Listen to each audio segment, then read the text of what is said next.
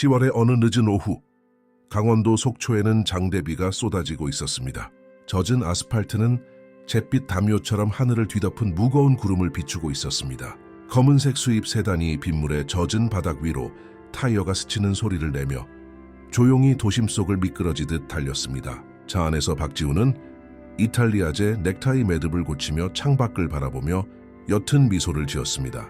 마지막으로 이곳에 온 지 거의 3년 만이었습니다. 3년 내내 자신을 키워준 이 땅을 밟지 않았고 허름한 집 창문 틈으로 새어나오던 밥 짓는 냄새와 구수한 된장찌개 냄새를 맡지 못했으며 아직도 기억 한 구석에 숨어있는 구수한 사투리를 듣지 못했습니다. 감동적인 이야기를 좋아하신다면 저희 채널을 구독하시고 지금 어디에서 시청하고 계신지 댓글로 남겨주세요. 운전기사가 모퉁이 찐빵 가게를 지나며 속도를 줄였습니다. 지훈은 빛바랜 간판을 알아보았습니다. 그가 10살 때 김이 모락모락 나는 찐빵을 훔쳐 먹던 시절에 있던 것과 똑같은 노란색 페인트였습니다. 그는 심장이 빨리 뛰는 것을 느끼며 혼자 미소를 지었습니다. 솔직히 긴장되었습니다. 긴장되면서 동시에 설렜습니다. 그는 몇 주 동안 이 깜짝 방문을 계획했고 어머니가 문을 열고 두 팔 벌려 서 있는 자신을 발견했을 때 지으실 표정을 보고 싶었습니다. 아버지를 껴안고 아버지 옷에 항상 배어있던 은은한 빨래비누 냄새를 맡고 싶었습니다. 마지막 모퉁이를 돌자 온 세상이 멈춘 것 같았습니다. 바로 그때 부모님 집이어야 할 곳 앞 인도에 두 사람이 구멍난 방수포 아래 웅크린 차에 떨고 있었습니다. 물이 사방에서 흘러내려 그들 주위로 웅덩이를 만들었습니다. 지우는 눈앞에 보이는 것을 믿을 수 없어 눈을 2번 깜박였습니다. 뭔가 잘못됐을 거라 생각했습니다. 저분들은 부모님일 리 없었습니다. 저기 저렇게 계실 리가 없었습니다. 하지만 부모님이 맞았습니다. 차가 아직 움직이고 있을 때 그는 문을 열고 밖으로 뛰어내렸습니다. 그의 값비싼 옷은 순식간에 흠뻑 젖었지만 그는 알아채지 못했습니다.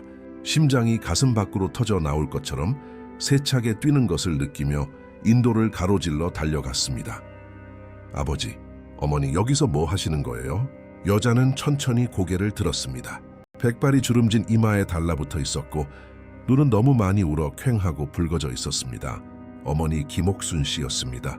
그 옆에는 세상의 모든 짐을 짊어진 듯 웅크리고 있는 아버지 박철수 씨가 있었습니다.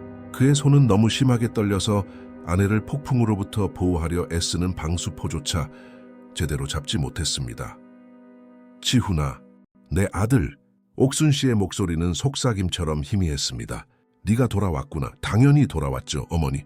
근데 이 빗속에서 여기서 뭐 하시는 거예요? 집은요? 왜 안에 안 계세요? 철수 씨는 아들의 시선을 피하며 고개를 숙였습니다. 지친 얼굴 근육 하나하나에 수치심이 무겁게 배어 있었습니다. 옥순 씨는 말을 하려 했지만 목이 메어 흐느낌만 터져 나왔습니다. 우린 이제 여기 안 산다, 아들아.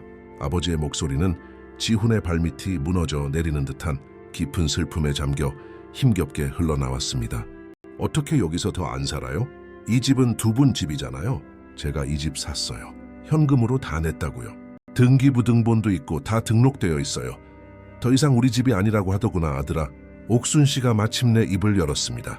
눈물이 뺨을 타고 내리는 빗물과 뒤섞였습니다. 우린 쫓겨났어. 어떤 공무원이 서류를 들고 와서는 집이 팔렸으니 나가야 한다고 하더구나.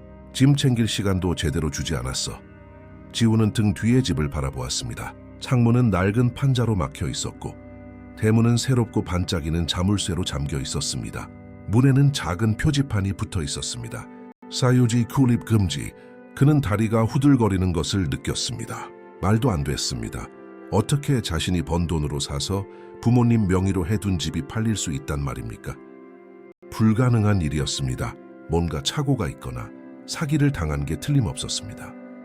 여기 밖에서 지내신 지 얼마나 되셨어요? 사흘. 철수 씨가 잠긴 목소리로 대답했습니다. 순자 할머니 댁에서 자려고 했는데 그분도 사정이 여의치 않아서 그래서 그냥 여기서 누군가 도와주러 오길 기다리며 길에서 지냈단다. 사흘. 부모님은 사흘 동안 비를 맞으며 길거리에서 지내셨는데 자신은 서울에서 중요한 회의, 비즈니스 저녁 식사, 임원 파티에 참석하고 있었습니다. 속이 뒤집히는 것 같았습니다. 죄책감이 명치를 강타하며 숨이 턱 막혔습니다. 지금 당장 여기서 나가요. 그는 재킷을 벗어 떨고 있는 어머니의 어깨에 걸쳐주며 말했습니다. 차에 타세요. 기사님 히터 좀 켜주세요. 빨리요. 그는 두 분이 일어서는 것을 도왔습니다. 불편한 자세로 너무 오래 있어서인지 두 분의 몸은 굳어 있었습니다. 옥순 씨는 거의 제대로 걷지도 못했습니다. 지우는 어머니의 허리를 붙잡았고 젖은 옷 너머로 뼈가 만져질 만큼 어머니가 얼마나 야위었는지 느꼈습니다. 차 안의 침묵은 무겁게 가라앉았습니다. 철수 씨는 자신의 손만 내려다보고 있었고 옥순 씨는 조용히 울고 있었습니다. 지우는 분노로 떨리는 손으로 휴대폰을 꺼냈습니다. 변호사의 번호를 눌렀습니다. 이 변호사님, 긴급하게 조사할 게 있습니다. 제가 속초에 부모님 사들인 집이 팔렸습니다. 예, 팔렸다고요? 전 아무것도 승인한 적 없습니다. 누가 어떻게 도대체 왜 우리 부모님이 쫓겨나셨는지 알고 싶습니다. 내일 아침까지 답을 주세요. 내일이 토요일이든 다른 약속이 있으시든 상관없습니다. 이건 최우선 순위입니다. 그는 전화를 끊고 창밖을 바라보았습니다. 비는 계속 내리고 있었지만 이제는 그의 마음속에도 비가 내리는 것 같았습니다. 죄책감 후에 답없는 질문들로 이루어진 차가운 비였습니다. 어떻게 상황이 이 지경까지 이르게 내버려 두었을까요? 언제부터 일요일마다 부모님께 전화하는 것을 그만두었을까요? 마지막으로 제대로 대화를 나눈 것이 언제였을까요? 그저 메신저로 짧은 메시지나 보낸 것 말고요. 어디로 가고 싶으세요? 그는 목소리를 가다듬으며 물었습니다. 옥순 씨는 확신이 서지 않는 듯 남편을 바라보았습니다. 모르겠다, 아들아. 우린 갈 곳이 없어. 그럼 저랑 같이 계세요. 근처에 호텔을 잡을게요. 옷 갈아입고 따뜻한 것 좀 먹고 내일 제가 이 모든 걸 해결할게요. 가장 가까운 호텔은 15분 거리에 있었습니다. 지우는 가장 좋은 방, 크고 편안한 침대 2개와 따뜻한 물이 나오는 욕조가 있는 방을 달라고 했습니다. 부모님이 방에 들어가는 것을 돕고 따뜻한 물로 샤워기를 틀어드린 뒤 밖에서 기다렸습니다. 프런트에 깨끗한 옷과 따뜻한 음식, 차, 그리고 여분의 담요를 요청했습니다. 마침내 부모님이 깨끗하고 마른 모습으로 욕실에서 나오는 것을 보았을 때 그는 다시 가슴이 조여오는 것을 느꼈습니다. 두 분은 호텔의 하얀 목욕 가운을 입은 모습이 너무나 연약하고 작아 보였습니다. 자신이 부모님을 제대로 바라보지 않은 채 몇 년이나 흘려보낸 걸까요? 그토록 사랑했던 얼굴에 시간이 얼마나 많은 흔적을 남겼는지 알아채지 못한 채 말입니다. 여기 앉으세요. 뭐 좀 드세요. 옥순 씨는 침대 가장자리에 앉았습니다. 손은 여전히 약간 떨리고 있었습니다. 지훈이 건넨 찻잔을 받아들고 천천히 마셨습니다. 한 모금 한 모금이 조금씩 생기를 되찾아주는 것 같았습니다. 철수 씨는 접시에 시선을 고정한 채 말없이 식사를 했습니다. 지훈은 아버지가 부끄러워하고 짐이 되고 문제가 되었다고 느끼고 있음을 알았습니다. 그리고 그것이 다른 어떤 것보다 더 가슴 아팠습니다. 아버지, 어머니 저한테 전부 다 말씀해 주셔야 해요. 처음부터요. 언제 이런 일이 있었어요? 누가 왔었어요? 정확히 뭐라고 하던가요? 옥순 씨는 깊은 한숨을 내쉬고 목욕 가운을 여민 뒤 말문을 열었습니다. 목소리는 이제 더 또렷해졌지만 여전히 끝이 보이지 않는 슬픔이 묻어 있었습니다. 일주일 전이었단다. 우린 집에 있었어. 이른 아침이었고 아버지가 막 아침 식사를 마쳤을 때였지. 누군가 문을 세게 두드리더구나.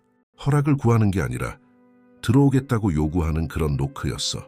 내가 문을 열었더니 양복 입은 남자가 서류를 들고 있었고 그 뒤에 경호원 2명이 서 있더구나. 자기는 집행관이라며 집이 팔렸으니 48시간 안에 나가라는 퇴거 명령서를 가지고 왔다고 했어. 지훈은 주먹을 불끈 쥐었습니다. 하지만 집은 2분 명의로 되어 있잖아요. 제가 직접 서류 챙겼고 등기소에서 다 같이 서명했고요. 어떻게 그게 가능해요? 철수 씨가 마침내 고개를 들었습니다. 우리도 도무지 이해가 안 됐단다, 아들아. 하지만 그 남자가 서류를 보여줬는데 등기소 직인도 찍혀 있고 서명도 있고 모든 게 다 있었어. 원하면 변호사를 선임해도 되지만 그래도 나가야 할 거라고 하더구나. 새 주인이 주말에 도착할 거라고. 새 주인이요? 지훈은 피가 머리로 솟구치는 것을 느꼈습니다. 그 사람이 누군데요? 부모님은 지훈이 해독할 수 없는 눈빛을 교환했습니다. 거기에는 그들이 숨기고 있는 정보가 있었지만 그는 그것이 무엇인지 알 수 없었습니다. 어머니? 그가 재촉했습니다. 누가 집을 샀어요? 옥순 씨가 입을 열어 대답하려던 찰나 어떤 말이 나오기도 전에 지훈의 휴대폰이 울렸습니다. 변호사 이 변호사였습니다. 지우는 심장이 두근거리는 것을 느끼며 전화를 받았습니다. 부모님을 더 걱정시키지 않기 위해 방에서 나왔습니다. 이 변호사님 뭐 알아낸 거 있습니까? 수화기 너머에서 변호사가 말하기 전에 깊은 숨을 내쉬었습니다. 박지훈 씨 앉아서 들으셔야겠습니다. 상황이 생각보다 복잡합니다. 어떻게 복잡한데요? 어서 말씀하세요. 집은 합법적으로 팔렸습니다. 인증된 위임장이 있고 등기소에도 모든 게 제대로 처리되어 있습니다. 문제는 매도를 한 사람입니다. 누굽니까? 최유진 씨입니다. 부인께서 부모님 집을 파셨습니다. 세상이 멈췄습니다. 순간 지우는 자신이 잘못 들었거나 전화선에 문제가 생겼거나 아니면 그 말이 현실이 아닐 거라고 생각했습니다. 유진, 그의 아내. 매일 밤 자기 옆에서 잠들고 아침에 출근하기 전에 키스해주고 매일 사랑한다고 말하던 여자. 그 유진이 그의 부모님 집을 팔았다고? 불가능해요. 유진은 그 집에 대한 위임장이 없어요. 전 그런 걸 준 적이 없다고요. 하지만 회사 위임장은 줬잖아요. 기억 안 나세요? 2년 전에 중국 상하이로 출장 가셔야 해서 모든 걸 맡기고 가셨을 때요. 그 위임장은 가족 자산 관리까지 포함해서 권한이 아주 광범위했습니다. 법적으로는 그녀가 이 거래를 할 권한이 있었습니다. 지우는 다리가 후들거려 벽에 기댔습니다. 그는 그날을 완벽하게 기억했습니다. 급하고 긴급한 일정이었습니다. 상하이에서 중요한 계약을 성사시켜야 했고 모든 서류 작업을 처리할 시간이 없었습니다. 유진이 도와주겠다고 모든 걸 처리할 테니 믿으라고 말했었습니다. 그리고 그는 믿었습니다. 늦었다는 이유로, 아내를 믿는다는 이유로 그녀가 자신에게 불리한 일을 절대 하지 않을 거라 생각했기에 서류를 제대로 읽어보지도 않고 서명했습니다. 어떻게 팔았죠? 누구한테요? 부동산 투자회사입니다. 매매 대금은 두 분의 공동 계좌로 입금되었습니다. 아마 그녀가 이미 그 돈을 다른 곳으로 옮겼을 겁니다. 얼마요? 40억 원입니다. 실제 시가보다 훨씬 낮은 금액이죠. 지우는 뜨거운 용암 같은 분노가 목구멍으로 치밀어 오르는 것을 느꼈습니다. 최소 5억 원은 하는 집을 2억 원에 거의 거저준 셈이었습니다. 그리고 최악은 그 돈을 챙기려고 부모님의 보금자리를 빼앗았다는 것이었습니다. 한 가지 더 있습니다. 박지훈 씨. 집을 매입한 회사는 유령 회사입니다.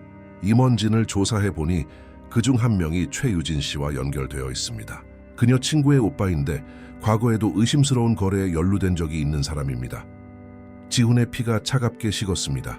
그렇다면 이건 단순한 매매가 아니라 사기극이었습니다.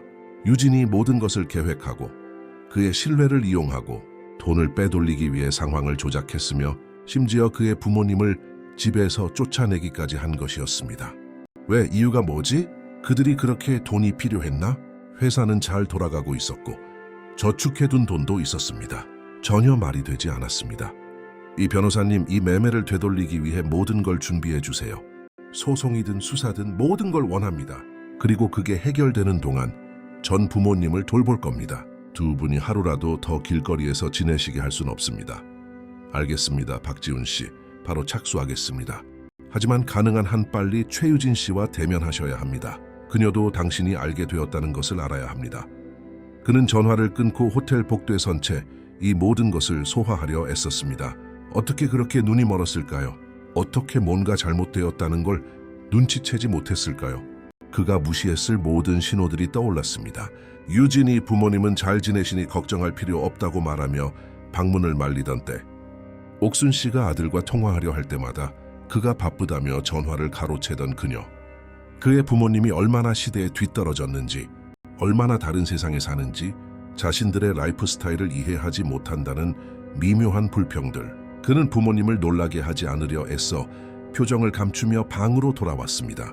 옥순 씨와 철수 씨는 침대에 나란히 앉아 손을 잡고 있었습니다. 희망과 두려움이 뒤섞인 눈으로 아들을 바라보고 있었습니다. 누가 집을 팔았는지 알아냈어요. 그는 부모님 앞 의자에 앉으며 말했습니다. 유진이었어요. 제 아내요. 방 안에는 무겁고 짙은 침묵이 흘렀습니다. 옥순 씨는 놀란 눈으로 입을 가렸습니다. 철수 씨는 마치 그 정보가 이미 알고 있던 사실을 확인시켜 주기라도 한 듯 천천히 고개를 끄덕였습니다. 우리도 짐작은 했단다, 아들아. 아버지의 목소리는 낮고 지쳐 있었습니다. 그 애는 우릴 별로 좋아하지 않았지. 그렇지. 네가 그 애를 여기 데려올 때마다 눈빛에서 그게 보였어. 불편해하는 눈빛. 어서 떠나고 싶어 하는 눈빛 말이다.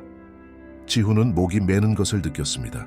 사실이었습니다. 그 역시 그 불편함을 여러 번 보았지만 항상 유진이 시골의 소박함에 익숙하지 않아서 그렇다고 시간이 지나면 적응할 거라고 변명하며 합리화했었습니다. 하지만 그녀는 결코 적응하지 않았습니다. 적응하고 싶어 하지도 않았습니다. 하지만 이유를 모르겠어요. 어머니, 왜 그런 짓을 했을까요? 우린 돈이 궁하지도 않은데요. 회사도 잘 되고 있고 저축한 돈도 있는데 말이 안 돼요.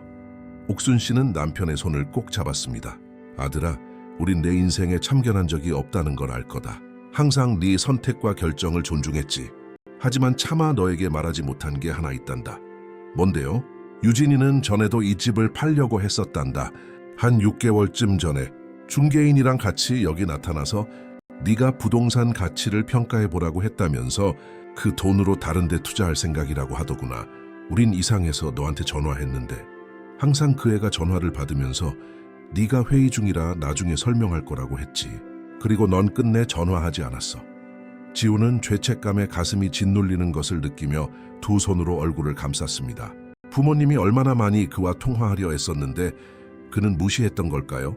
사실 확인조차 하지 않고 유진의 말을 맹목적으로 믿었던 게 몇 번이었을까요? 왜 더 고집스럽게 연락하지 않으셨어요? 왜 다른 방법으로 절 찾지 않으셨어요?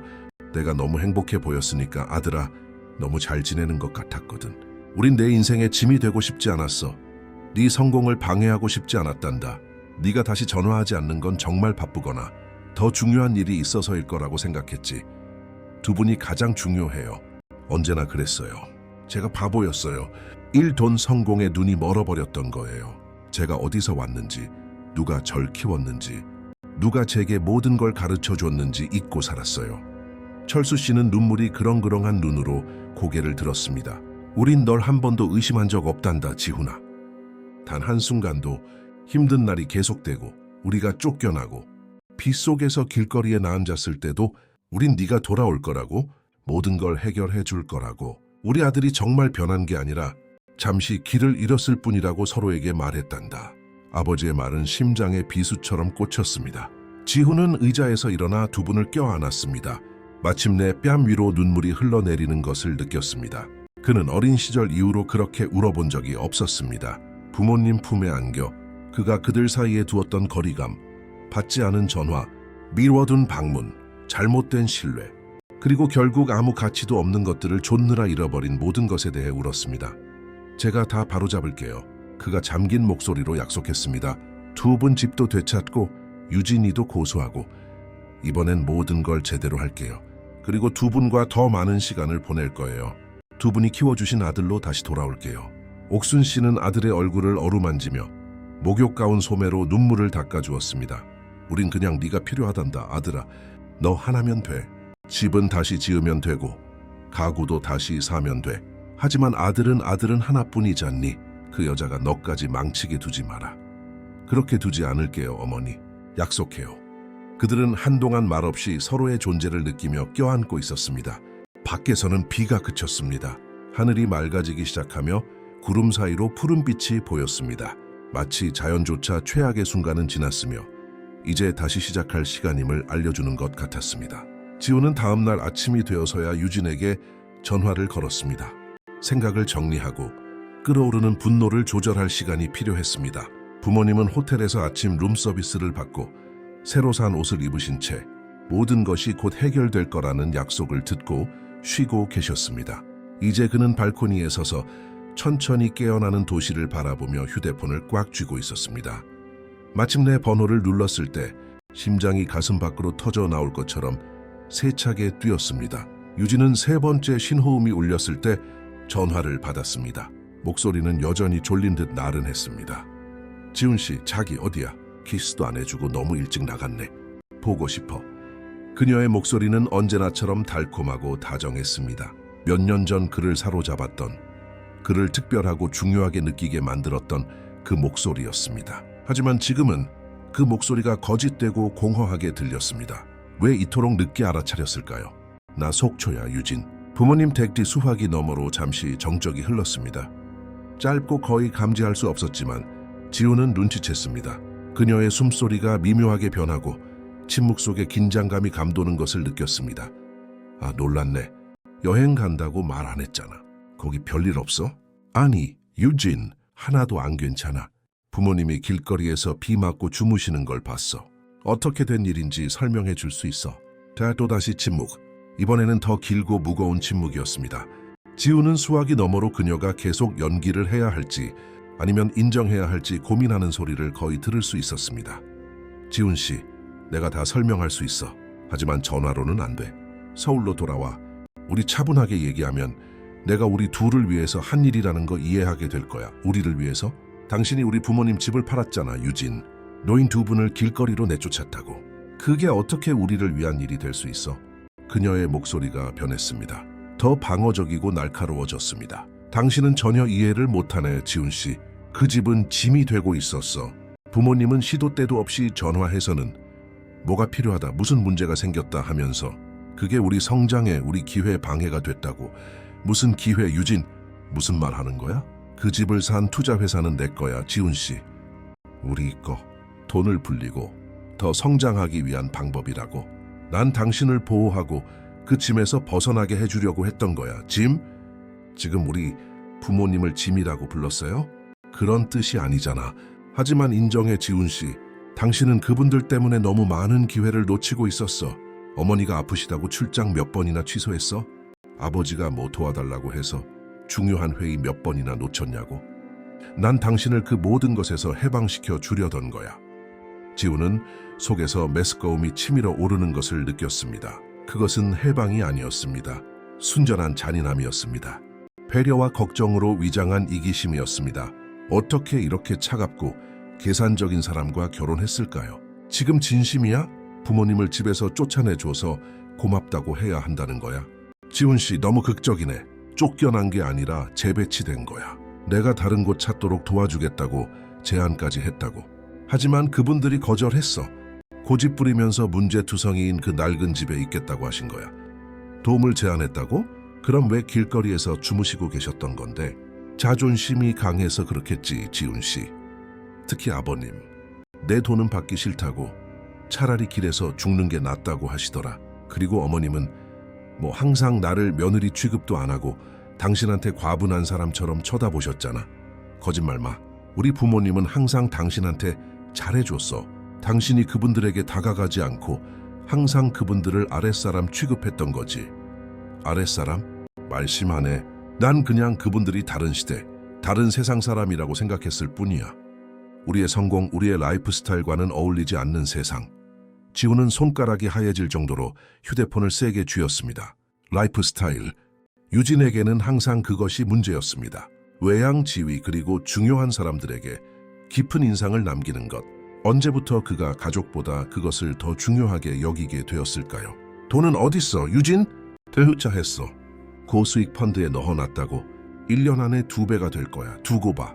이 결정을 내린 나한테 고마워하게 될걸. 2배 따위 필요 없어. 당장 돌려놔. 그리고 집도 돌려놔. 내 변호사가 이미 모든 걸 처리하고 있어. 당신은 위임장을 불법적으로 사용했어. 유진, 이건 범죄야. 업무상 횡령이라고. 내 그녀의 목소리가 얼음장처럼 차가워졌습니다. 지금 나 협박하는 거야? 당신 남편이 나를 고소하겠다고 협박하는 거냐고? 협박이 아니라 결과야. 당신은 범죄를 저질렀어. 그리고 그에 대한 대가를 치러야 할 거야. 지훈 씨, 이러지 마. 우리 이미지. 남들이 뭐라고 할지 생각해봐. 회사를 생각해. 이런 스캔들이 터지면 우리가 이루어온 모든 게 무너질 수 있어. 우리? 우리라는 건 없어, 유진. 회사를 세운 건 나야. 내 노력과 내 힘으로. 당신은 그저 성공의 물결에 편승했을 뿐이고. 이게 내가 받는 보답이야. 내가 당신을 위해 해준 모든 것들에 대해서 당신 인생을 정리해주고 이미지를 관리해주고 중요한 사람들에게 소개해준 대가가 이거냐고? 당신은 날 위해서 한 게 아니야. 당신 자신을 위해서 했지. 성공한 사업가 옆에 팔짱 끼고 다니고 좋은 장소에 드나들고 중요한 사람들과 어울리려고. 난 당신의 사회적 지위를 위한 디딤돌에 불과했어.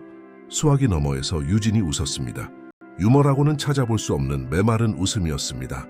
드디어 세상이 어떻게 돌아가는지 이해하기 시작했네, 지훈 씨. 순수한 사랑 같은 건 없어. 이해관계 없는 관계도 없고 모두가 누군가에게 무언가를 원하지. 난 지위를 원했고 당신은 투자자들에게 깊은 인상을 남길 예쁘고 똑똑한 아내가 필요했지. 공정한 거래였어. 난 아니었어. 난 정말 당신을 사랑했어, 유진. 당신을 믿었다고. 그럼 당신이 순진했던 거지. 그리고 보아하니 지금도 여전히 순진하네. 정말 날 고소할 수 있을 것 같아? 성공한 사업가인 당신이 아내가 금융거래하는 걸 몰랐다고 판사가 믿어줄 것 같아? 위임장에 서명한 건 당신이야, 지훈 씨. 나한테 권한을 줬다고. 내가 한 모든 건 합법적이야. 하지만 비도덕적이었지. 그리고 난 그걸 증명할 거야. 행운을 빌어. 당신이 거기서 부모님 타령하며 시간 낭비하는 동안 난 이미 우리 자산을 보호할 준비를 하고 있으니까, 아니, 내 자산이겠네. 당신이 이 소송을 시작하고 날 공개적으로 비난하려 할 때 나도 방역할 거거든. 언론에 다 폭로할 거야. 당신이 바람을 피웠고 나한테 폭력적이었고 내가 신변의 위협을 느꼈다고 말할 거야. 누가 누굴 믿는지 한번 보자고. 설마 그렇게까지 하겠어? 날 시험하지 마, 지훈 씨. 당신은 당신 생각만큼 날 잘 알지 못해. 그리고 그녀는 전화를 끊었습니다. 지훈은 휴대폰을 손에 쥔 채 그 자리에 서서 방금 나눈 대화를 소화하려 애썼습니다. 저 여자는 자신이 결혼했던 그 여자가 아니었습니다. 어쩌면 정확히 그 여자였는데 자신이 한 번도 제대로 주의를 기울이지 않았던 것일지도 모릅니다. 그녀의 매력, 아름다움, 지성에 너무 쉽게 빠져들었습니다. 그녀가 자신을 진심으로 사랑한다고, 편의가 아닌 사랑 때문에 곁에 있는 것이라고 너무 쉽게 믿어버렸습니다. 그는 부모님이 아직 주무시고 계신 방으로 돌아갔습니다. 옥순 씨는 깨어 있었고 창가 안락의자에 앉아 거리를 내다보고 있었습니다. 문이 열리는 소리를 듣고 고개를 돌렸습니다. 그 애랑 얘기했니? 지훈은 침대에 앉으며 고개를 끄덕였습니다. 얘기했어요. 그리고 상상했던 것보다 더 최악이었어요. 전혀 뉘우치지 않아요, 어머니. 죄책감도 없고요. 자기가 옳은 일을 했다고 생각해요. 옥순 씨는 한숨을 쉬며 일어나 아들 옆에 앉았습니다. 내 아들아, 이 세상에는 마음이 비뚤어진 채 태어나는 사람들도 있단다. 그게 분노나 의도적인 악의가 아니야. 그저 우리처럼 느끼지 못할 뿐이지. 그들에게는 모든 게 거래고 모든 게 계산이야. 그들은 사랑을 이해하지 못하고 가족을 이해하지 못해. 그리고 그런 사람과 엮이면 우리가 고통받는 거란다. 어머니 말씀을 들었어야 했어요. 결혼식 전에 어머니가 저한테 와서 조심하라고 말씀하시려 했을 때 제가 듣지 않았죠. 그땐 네가 사랑에 빠져 있었으니까. 사랑에 빠지면 어떤 신호들은 보이지 않게 된단다. 하지만 이젠 네가 똑똑히 봤으니 그게 중요한 거야. 그 후 며칠은 행동과 감정이 뒤섞인 시간이었습니다. 지훈은 집의 법적인 문제를 해결하는 동안 속초에 머물기로 결정했습니다. 시내 중심가 근처의 작지만 편안한 아파트를 빌려 모든 것이 해결될 때까지 부모님과 함께 지낼 수 있었습니다. 서울의 바쁜 생활에 익숙해진 지 몇 년 만에 다시 그 조용한 일상으로 돌아오는 것은 처음에는 어색했습니다. 교통소음 없이 잠에서 깨고 산을 바라보며 아침을 먹고 창밖으로 새소리를 듣는 것. 하지만 좋았습니다. 몇 년 만에 처음으로 지훈은 진정한 집에 온 것 같은 기분을 느꼈습니다. 옥순 씨는 매일 일찍 일어나 예전처럼 아침 식사를 준비했습니다. 따뜻한 밥과 직접 끓인 구수한 된장찌개 냄새가 났습니다. 철수 씨는 베란다에 앉아 신문을 읽으며 지훈이 얼마나 듣기 좋았는지 잊고 지냈던 그 차분하고 현명한 방식으로 뉴스에 대해 논평했습니다. 밤에는 세 사람이 함께 저녁을 먹으며 과거와 좋은 기억, 그리고 미래에 대한 계획에 대해 이야기했습니다. 그런 저녁 식사 중 하루, 옥순 씨는 지훈이 도착한 이후로 계속 목구멍에 걸려있던 질문을 마침내 꺼냈습니다. 이제 어쩔 거니, 아들아? 내 인생은 어떻게 할 거야? 서울로 돌아갈 거니? 회사는 계속 운영할 거고? 지훈은 대답을 생각하며 천천히 음식을 씹었습니다. 사실은 그도 몰랐습니다. 서울에서 이룬 모든 것이 이제 유진의 거짓말과 자신이 저지른 잘못된 선택들로 얼룩져 버렸습니다. 그곳으로 돌아간다는 것은 외양과 공허한 회의, 돈과 지위밖에 모르는 사람들로 가득한 그 세계로 돌아간다는 것을 의미했습니다. 과연 그것이 그가 남은 인생 동안 원하는 삶일까요? 모르겠어요, 어머니. 어쩌면 처음부터 모든 걸 잘못 쌓아 올린 것 같아요. 정말 중요하지도 않은 것들을 좇느라 절 진심으로 사랑해주는 사람들에게서 멀어졌어요. 대체 뭘 위해서요? 비싼 차를 타려고? 고급 아파트에 살려고? 저한테 관심도 없는 사람들에게 잘 보이려고요? 철수 씨가 아들의 어깨에 손을 얹었습니다. 모든 걸 잘못 쌓은 게 아니야, 아들아. 그저 길을 가다가 잠시 방향을 잃었을 뿐이지. 하지만 이젠 다시 찾았잖니. 그건 세상에 어떤 돈보다 더 가치 있는 거란다. 하지만 회사는요, 저한테 의지하는 직원들도 있고 계약된 것들도 약속들도 있어요.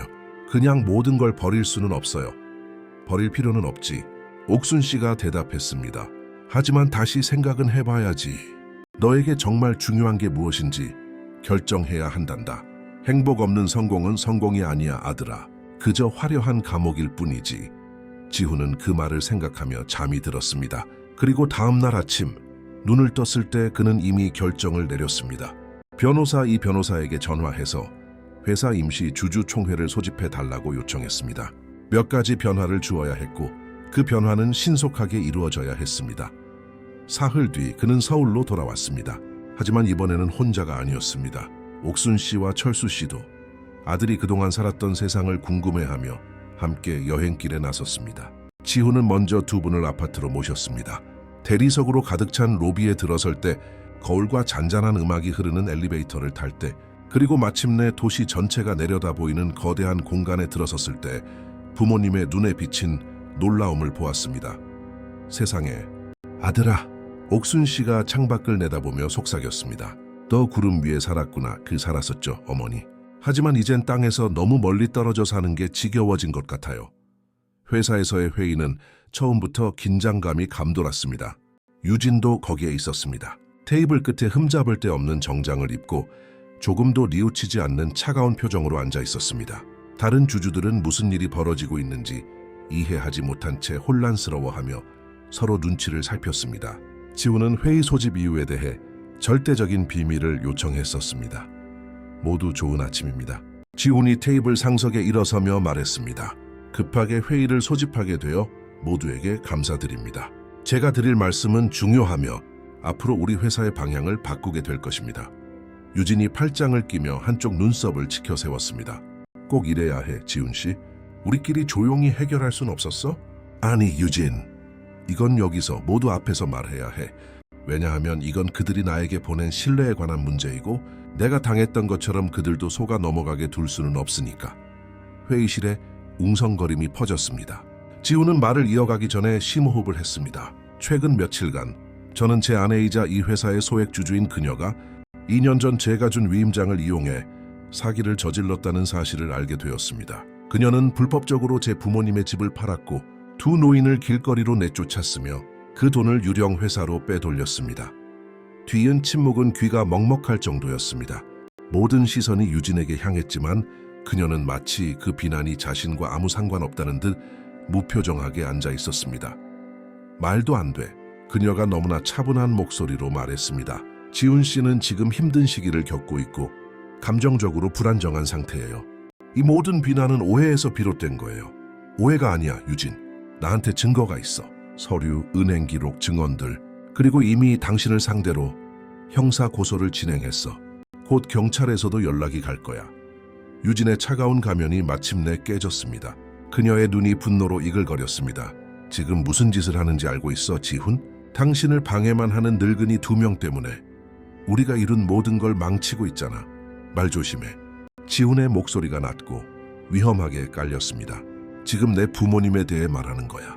날 키워주시고 정직과 인격에 대해 내가 아는 모든 것을 가르쳐 주신 분들이라고. 당신이 명백히 배우지 못한 것들이지. 초기부터 회사에 투자했던 50대의 남자인 김 이사가 손을 들었습니다. 박 대표, 이게 회사에 무엇을 의미합니까? 우리도 여기에 연루된 겁니까?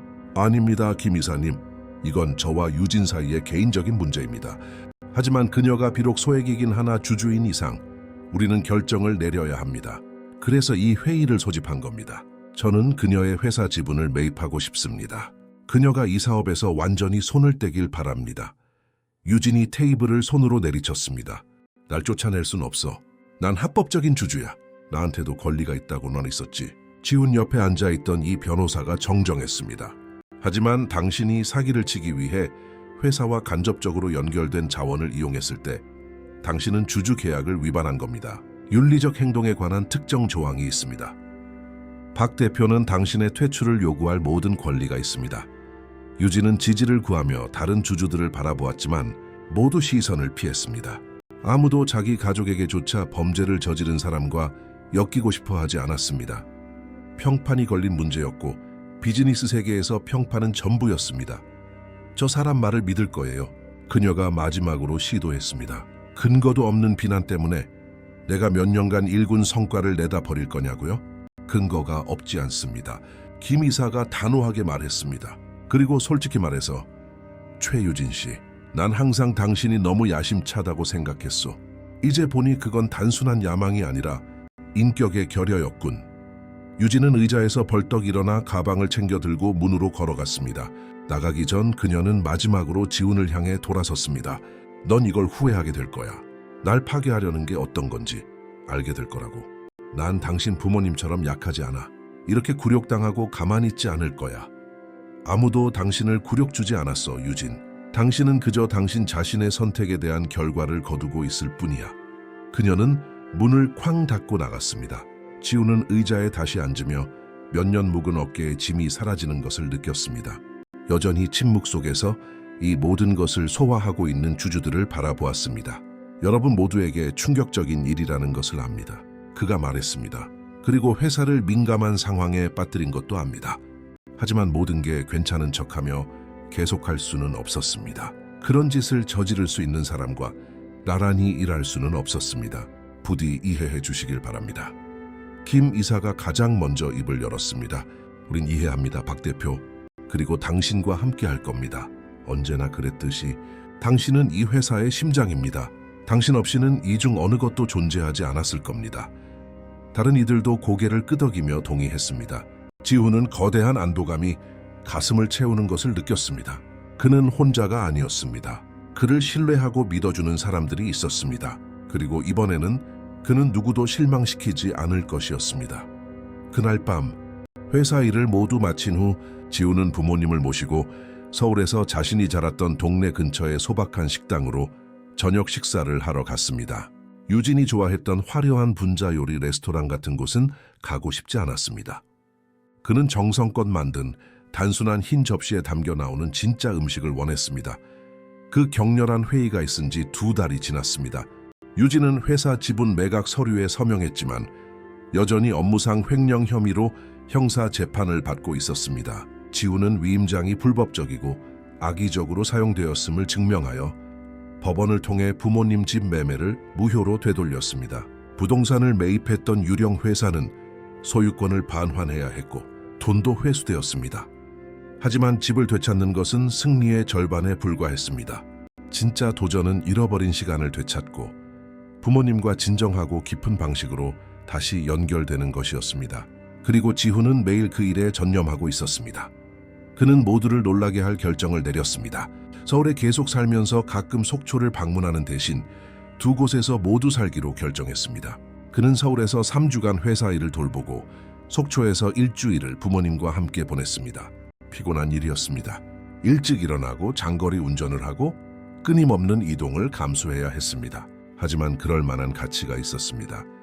이제 옥순 씨와 철수 씨의 이름으로 되돌아온 속초집에서 지훈은 전체적인 수리를 진행했습니다. 유진이 좋아했던 수입 대리석과 비싼 샹들리에로 가득 찬 그런 과시적인 리모델링이 아니었습니다. 소박하지만 정성이 담긴 수리였습니다. 벽을 밟고 경쾌한 색으로 칠하고 물이 새던 지붕을 교체하고 연로해지시는 부모님이 더 편하게 사용하실 수 있도록 욕실을 개조하고 정원에는 꽃을 심었습니다. 그리고 가장 중요한 것은 어린 시절 자신의 반기였던 곳을 사무실로 개조한 것이었습니다. 좋은 책상과 초고속 인터넷, 원격으로 일하는 데 필요한 모든 것을 갖추었습니다. 그렇게 함으로써 속초에 있을 때도 업무와 단절될 필요가 없었습니다. 그는 회사와 부모님을 동시에 돌볼 수 있었습니다. 그런 속초에서의 어느 주 무언가 변화가 생겼습니다. 지훈이 마당에서 아버지의 울타리 수리를 돕고 있을 때 이웃인 순자 할머니가 창문으로 고개를 내밀었습니다. 지훈 총각, 시간 좀 있어? 물론이죠, 할머니. 무슨 일이세요? 부탁할 게 있어서 그래. 좀 민망하긴 한데 이런 건 자네밖에 아는 사람이 없어서 말이야. 지훈은 손을 헝겊에 닫고 울타리 쪽으로 갔습니다. 뭐가 필요하신데요? 내 아들 영수 말이야. 저기 강릉 사는 애. 걔가 사업 아이디어가 하나 있대. 수제 빵집을 차리고 싶어 하는데 시작할 돈이 없고 은행에서는 담보가 없다고 대출을 안 해주려 하네. 혹시 자네가 걔 사업 계획서 좀 봐줄 수 있을까 해서. 돈 달라는 건 아니야. 그냥 조언이라도 좀. 지훈이 미소를 지었습니다. 내일 여기로 오라고 하실래요? 기꺼이 한번 볼게요. 그래서 다음 날 김영수는 빼곡하게 메모가 적힌 공책과 지훈이 즉시 알아볼 수 있는 반짝이는 눈빛을 하고 나타났습니다. 그것은 몇 년 전 그가 자신의 회사를 막 시작했을 때 모든 것이 꿈과 가능성이었던 시절에 그가 가졌던 것과 똑같은 눈빛이었습니다. 그들은 몇 시간 동안 이야기를 나누었습니다. 지훈은 질문을 하고 제안을 하고 사업 계획을 다듬는 것을 도왔습니다. 그리고 마지막에 그는 자기 자신도 놀랄 만한 제안을 했습니다. 제가 그 사업에 투자하면 어떨까요? 사장 말고요. 엔젤 투자자로요. 영수 씨가 회사를 운영하고 경영권도 갖대. 제가 초기 자본을 대고 컨설팅을 돕는 거죠. 영수는 몇 초 동안 말을 잇지 못했습니다. 절 위해 그렇게 해주시겠다고요? 하지만 절 잘 알지도 못하시잖아요. 어머님은 알죠. 그리고 영수 씨 눈에서 이 빛을 봤어요. 자기가 하는 일을 진심으로 믿는 사람의 빛이죠. 저를 여기까지 오게 한 것도 바로 그 빛이었어요. 저도 다른 사람들이 꿈을 이룰 수 있도록 돕고 싶어요. 그렇게 시작되었습니다. 영수는 석 달 뒤 빵집을 열었고 대성공을 거두었습니다. 사람들은 그의 수제빵을 맛보기 위해 다른 도시에서도 찾아왔습니다. 그리고 속초와 인근 도시의 다른 주민들이 지훈이 소규모 사업에 투자하고 있다는 사실을 알게 되자 자신들의 아이디어를 가지고 그를 찾아오기 시작했습니다. 형편이 어려운 아이들을 위한 방과 후 교실을 열고 싶어 하던 민지 씨, 오래된 차를 전문으로 수리하는 정비소를 꿈꾸던 철민 씨, 손바느질 옷을 인터넷으로 판매하는 재봉 협동조합을 만들고 싶어 하던 수진 씨가 있었습니다. 지훈은 그들 모두에게 투자했습니다. 자선 사업이 아니었습니다. 그는 잠재력과 진정성, 그리고 무언가를 진정으로 만들고 싶어 하는 사람들을 보았기 때문입니다. 그리고 흥미롭게도 그가 이 작은 사업들에 더 많이 투자할수록 그는 더 행복해졌습니다. 그것은 서울에서 큰 계약을 따냈을 때, 회사 수치가 올라가는 것을 볼 때, 또 다른 고급 차를 살 때 느꼈던 인위적인 행복감이 아니었습니다. 그것은 진정하고 순수한 행복이었습니다. 사람들이 꿈을 이루는 것을 보고 자신보다 더 큰 무언가를 구축하는 데 일조하는 데서 오는 행복이었습니다. 옥순 씨는 아들의 변화를 알아차렸습니다. 아들이 더 많이 웃고 더 잘 자고 자신이 키웠던 그 밝고 꿈 많던 소년으로 돌아온 것을 보았습니다. 어느 날 저녁 식사 후 베란다에서 차를 마시던 중 그녀는 마음속에 담아두었던 생각을 마침내 입 밖으로 꺼냈습니다. 너 달라 보인다, 아들아. 더 가벼워 보여. 마치 등에서 무거운 짐을 내려놓은 것처럼. 정말 달라졌어요, 어머니. 이제야 아버지께서 어릴 때 저에게 가르쳐 주시려던 걸 이해한 것 같아요. 제가 아버지 직업이 건설 현장 인부라고 말하기 부끄러워했던 거 기억하세요? 철수 씨가 고개를 끄덕이며 미소 지었습니다. 기억하지. 집에 와서 풀이 죽어 있었잖니. 아버지는 제게 사람의 가치는 그가 가진 돈이 아니라 그가 품고 있는 마음에 있다고 하셨죠. 그걸 진심으로 이해하는데 몇 년이 걸렸어요. 돈 지위 다른 사람들의 인정을 좇느라 너무 많은 시간을 보냈고 정작 제 마음을 돌보는 건 잊고 살았어요. 하지만 이젠 알아요. 이젠 이해해요. 옥순 씨가 아들의 손을 잡았습니다. 그래서 네 마음은 지금 뭐라고 말하고 있니? 앞으로는 다르게 살고 싶다고요. 제가 이룬 것들을 사용해서 다른 사람들이 자신의 꿈을 이룰 수 있도록 돕고 싶어요. 숫자만이 아니라 사람을 중요하게 생각하는 투자자가 되고 싶어요. 목적이 있는 사업을 하고 싶어요. 그걸 유산이라고 부른단다. 아들아, 그 단어는 그 후 몇 주 동안 지훈의 머릿속을 맴돌았습니다. 유산, 그는 세상에 무엇을 남기고 싶을까요? 많은 돈? 거대한 기업? 아니면 더 의미 있는 무언가를 남기고 싶을까요? 변화된 삶, 실현된 꿈, 창출된 기회들. 답은 자연스럽게 나왔습니다. 그는 강원도 내륙의 소규모 사업가들을 위한 특별 투자 펀드를 만들었습니다. 그는 그것을 부모님과 자신의 뿌리, 그리고 잊고 지냈다가 이제야 되찾은 모든 것을 기리며 뿌리 펀드라고 불렀습니다. 목표는 간단했습니다. 좋은 아이디어는 있지만 자본에 접근할 수 없는 사람들에게 투자하고 돈뿐만 아니라 멘토링, 지식, 인맥을 제공하는 것이었습니다. 소식은 빠르게 퍼져나갔습니다. 지역 신문들은 성공한 사업가가 지역 사회에 투자하기 위해 고향으로 돌아왔다는 기사를 썼습니다. 텔레비전 프로그램에서 그의 이야기를 전하기 위해 그를 초대했습니다. 하지만 지훈은 거의 모든 초대를 거절했습니다. 스포트라이트를 원하지 않았고 영웅으로 비치고 싶지도 않았습니다. 그는 그저 자신의 일을 하고 사람들을 돕고 의미 있는 무언가를 만들고 싶었습니다. 그가 투자한 사업체 중 한 곳을 방문하던 중 예상치 못한 일이 일어났습니다. 영수의 빵집에서 그가 개발한 새로운 빵을 맛보고 있을 때 한 여자가 가게 안으로 들어왔습니다. 그녀는 수수하고 자연스러운 아름다움을 지녔고 긴 머리를 하나로 묶고 얼굴 전체를 환하게 밝히는 미소를 띠고 있었습니다.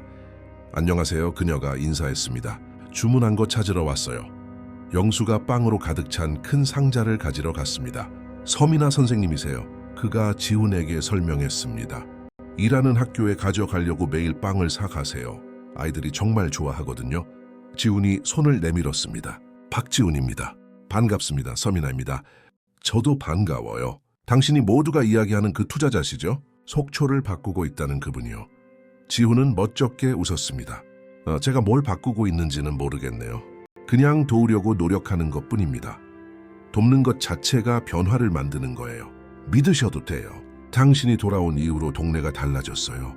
사람들이 다시 꿈을 꾸고 여기서도 좋은 삶을 만들 수 있다고, 굳이 떠나지 않아도 된다고 믿기 시작했으니까요. 그들은 학교와 시골 교육의 어려움, 그리고 교육을 개선하고 싶은 미나의 꿈에 대해 몇 분간 이야기를 나누었습니다.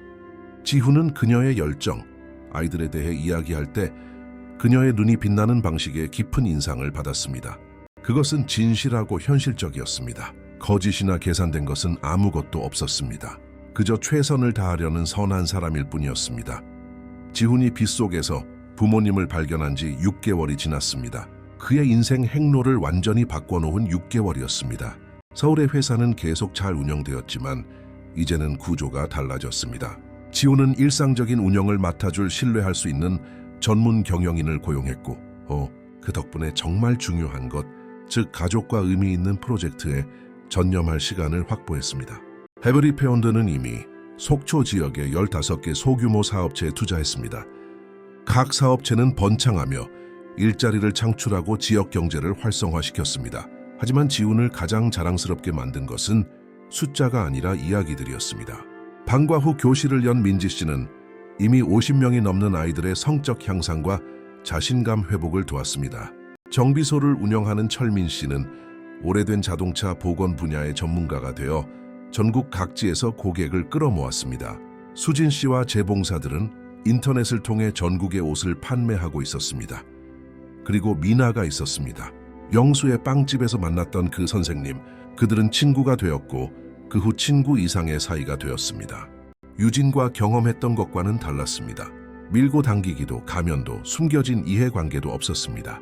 단순하고 가볍고 진실했습니다.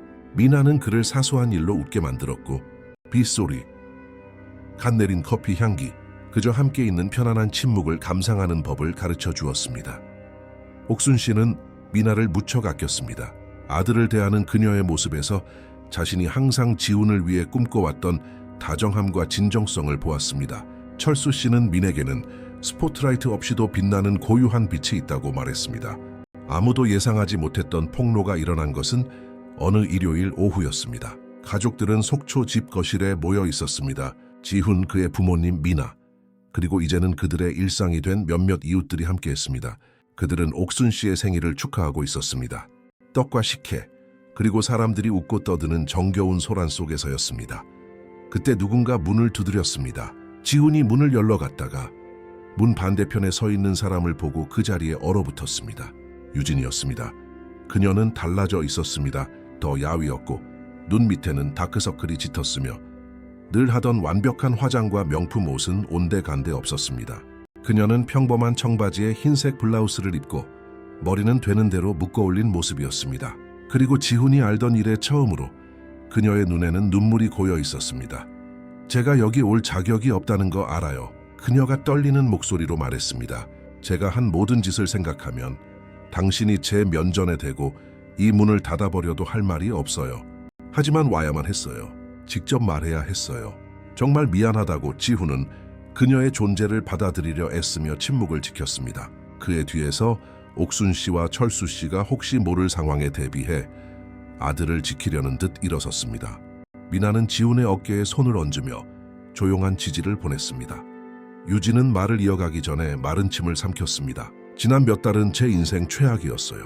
모든 걸 잃었어요. 회사, 평판, 친구들. 제가 중요하다고 생각했던 모든 것들이요. 그리고 가장 최악이 뭔지 알아요? 그 모든 것들이 실제로는 전혀 중요하지 않았다는 걸 깨달은 거예요. 전 탐욕과 허영심에 이끌려 공허한 삶, 거짓된 삶을 살고 있었어요. 그리고 그 과정에서 절 진심으로 친절하게 대해준 유일한 사람들에게 상처를 줬어요. 그녀는 옥순 씨와 철수 씨를 바라보았습니다. 제가 용서받을 자격이 없다는 거 알아요. 제가 한 짓은 용서받을 수 없죠. 하지만 남은 평생 이 죄책감을 안고 살아갈 거라는 걸 알아주셨으면 했어요. 매일 아침 눈을 뜰 때마다 제가 두 노인을 길거리로 내쫓았다는 사실, 그토록 잔인한 짓을 저지를 수 있었다는 사실을 떠올려요. 그리고 그게 절 속에서부터 무너뜨려요. 철수 씨가 한 걸음 다가왔습니다. 왜 그랬소, 아가씨? 우리가 당신한테 무슨 잘못을 했기에 그런 악랄한 짓을 당해야 했소? 두 분은 아무 잘못 없으세요. 다 제 탓이에요. 제 탐욕, 제 병적인 야망 때문이었어요. 전 지훈 씨가 두 분에게 시간과 자원을 낭비하고 기회를 놓치고 있다고 생각했어요. 하지만 사실은 제가 질투했던 거예요. 두 분이 가진 사랑, 두 분이 이룬 가족, 두 분 사이에 존재하는 진정한 행복을 질투했어요. 전 그런 걸 가져본 적이 없거든요. 제 부모님은 항상 멀고 차가웠어요. 전 애정이 약점이고 사랑은 조종의 도구일 뿐이라고 생각하며 자랐어요. 그래서 지훈 씨가 두 분과 멀어지는 걸 봤을 때 전 그걸 부추겼어요. 그가 혼자가 되고 저만 갖게 되면 그를 통제하기 더 쉬울 거라고 생각했죠. 방 안은 절대적인 침묵에 휩싸였습니다. 마당에서 놀던 아이들조차 그 고백을 들으려 멈춘 것 같았습니다. 그리고 유진이 말을 이었습니다. 그가 멀리 떨어져 있으면서도 여전히 두 분을 깊이 사랑한다는 걸 깨달았을 때, 두 분이 항상 그의 마음속 진정한 우선순위라는 걸 알았을 때 전 그걸 파괴하고 싶었어요. 집을 판 돈 때문이 아니었어요. 그건 제가 결코 가질 수 없었던 것을 그에게서 빼앗으려던 거였어요. 순전한 악이었죠. 그리고 전 평생 그 대가를 치르며 살아야 해요. 옥순 씨가 천천히 다가왔습니다. 너 임신했구나, 그렇지? 유진은 놀라서 눈을 크게 떴습니다. 어떻게 아셨어요? 어미는 다른 임신한 여자를 멀리서도 알아본단다, 아가씨. 아무리 고통스러워도 어딘가 다른 빛이 나거든. 유진은 아직 나오지 않은 배에 손을 얹었습니다. 이제 걷잡을 수 없이 눈물이 흘러내렸습니다. 네, 3개월 됐어요. 지훈 씨 아이예요. 모든 일이 터진 후에 알았어요. 그래서 온 거예요.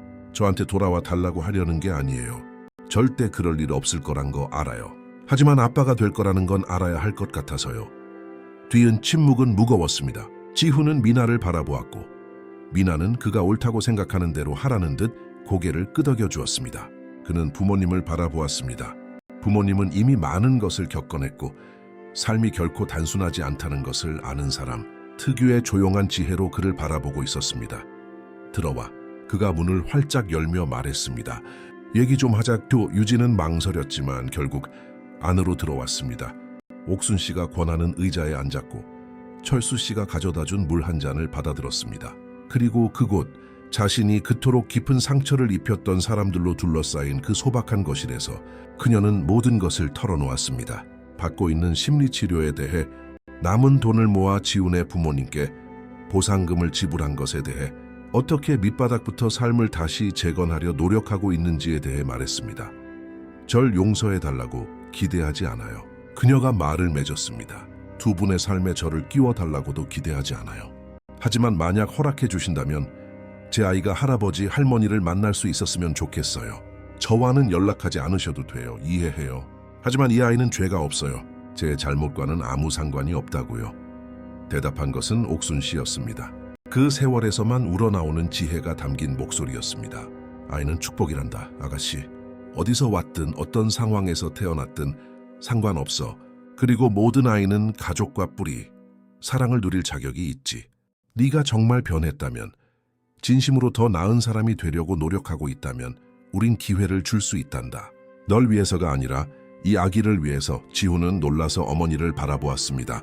어머니, 진심이세요? 아들아, 내가 너에게 두 번째 기회를 믿으라고 가르쳤지 않니? 내가 가르친 것을 실천하지 않는다면 위선이겠지. 누구나 실수는 한단다. 중요한 건 그 실수에서 배우고 다르게 행동하려 노력하는지 여부야. 그 후 몇 달은 적응과 배움 그리고 치유의 시간이었습니다. 유진은 약속을 지켰습니다. 치료를 받았고 모든 보상금을 지불했으며 소박한 아파트로 이사해 프리랜서 컨설턴트로 일하기 시작했습니다. 지우는 거리를 두었지만 아기와 관련된 일에는 함께했습니다. 미나는 모두를 감동시키는 관대함으로 질투나 불안감을 보이지 않았습니다. 그 아이가 지훈의 삶의 일부임을 이해했고 그녀는 지훈의 모든 역사를 받아들일 만큼 그를 충분히 사랑했습니다. 할아버지를 기리기 위해 민준이라는 이름이 붙여진 건강한 아들이 태어났을 때 옥순 씨와 철수 씨는 병원에 있었습니다. 두 분은 오직 할아버지, 할머니만이 가질 수 있는 무한한 사랑으로 작은 아이를 품에 안았고 지훈은 부모님의 얼굴에 떠오른 행복을 보며 모든 것이 그만한 가치가 있음을 깨달았습니다. 지훈의 이야기는 온 지역에 알려졌습니다. 그가 원해서가 아니라 그가 만들어내고 있는 영향을 숨길 수 없었기 때문입니다. 전국의 기자들이 길거리에서 부모님을 만난 뒤 완전히 다른 삶을 살기로 결심한 사업가의 이야기를 취재하러 왔습니다. 그들은 기사를 쓰고 다큐멘터리를 만들었으며 그의 이야기를 구원과 변화의 사례로 사용했습니다. 하지만 지훈은 명성에 휩쓸리지 않았습니다. 그는 계속 소박하게 정말 중요한 것에 집중하며 살았습니다. 매주 일요일이면 미나와 어린 민준을 품에 안고 부모님 집에서 점심을 먹었습니다. 집은 항상 사람들로 붐볐습니다. 차를 마시러 오는 이웃들, 조언을 구하는 사업가들, 마당에서 뛰어노는 아이들로 가득했습니다. 그리고 그런 일요일 중 하루, 그 모든 것을 둘러보던 지훈은 마침내 성공의 의미를 깨달았습니다. 그것은 은행에 돈이 얼마나 많은지에 관한 것이 아니었습니다. 얼마나 많은 고급차를 몰고 얼마나 많은 잡지에 실리는지에 관한 것도 아니었습니다. 성공이란 이런 것이었습니다. 당신이 사랑하고 당신을 사랑해주는 사람들에게 둘러싸여 있는 것, 다른 사람들이 꿈을 이룰 수 있도록 도울 수 있는 것, 당신의 머리를 베개에 뉘었을 때 마음의 평화를 얻는 것, 거울 속 자신의 모습을 바라보며 그곳에 비친 사람을 좋아하는 것이었습니다. 이제는 베란다의 명예로운 자리를 차지한 흔들의자에 앉아있던 철수 씨는 자랑스럽게 아들을 바라보았습니다. 내 길을 찾았구나, 아들아. 언젠가는 네가 찾을 거라고 우리 부부는 항상 알고 있었지. 찾았어요, 아버지. 그리고 다 두 분 덕분이에요. 그날 비 속에서 두 분을 만나지 못했다면 전 계속 길을 잃었을 거예요. 그 비가 절 씻어내고 거짓된 모든 것들을 씻어내줬어요. 그리고 절 집으로 다시 데려와 줬어요. 옥순 씨는 품에 안겨 잠든 손자의 머리를 쓰다듬으며 미소 지었습니다. 넌 항상 집에 있었단다, 아들아. 그저 집이 진정 어디인지 깨달을 필요가 있었을 뿐이지. 집은 장소가 아니란다. 그건 감정이야. 사랑과 진실 그리고 뿌리가 있는 곳이지. 그리고 지훈이 찾은 것은 바로 그 뿌리였습니다. 그를 굳건히 붙잡아주고 양분을 공급하며 진정으로 성장할 힘을 주는 뿌리. 그가 다시는 놓지 않을 뿌리였습니다. 이야기 끝. 청취자 여러분, 지훈 씨와 옥순 씨 그리고 철수 씨의 이야기가 여러분의 마음에 와닿았기를 바랍니다. 때때로 우리는 자신을 다시 찾기 위해 길을 잃어야 하고 일어서는 법을 배우기 위해 넘어져야 하며 진정으로 가치 있는 것을 발견하기 위해 모든 것을 잃어야 할 때도 있습니다.